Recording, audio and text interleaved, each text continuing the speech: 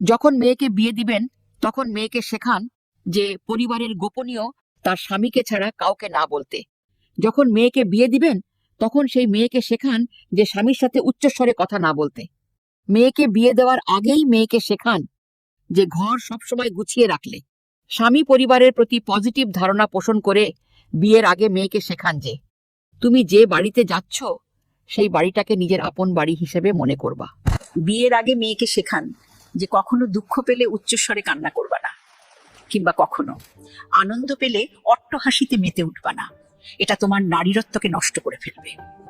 আমরা মেয়েদেরকে বিয়ের আগেই যদি ব্রিফ না করতে পারি তাহলে তারা কিন্তু সংসারটাকে সুন্দরভাবে গুছিয়ে উঠতে পারবে না, আপনি মা হিসেবে কিংবা বাবা হিসেবে সংসারের। যে খারাপ অভিজ্ঞতা জীবন থেকে নিয়েছেন তা আপনার সন্তানদের সাথে ভাগাভাগি করুন, যেন তারা সামনে তাদের জীবনের সেই সমস্ত অভিজ্ঞতার মুখোমুখি না হয়।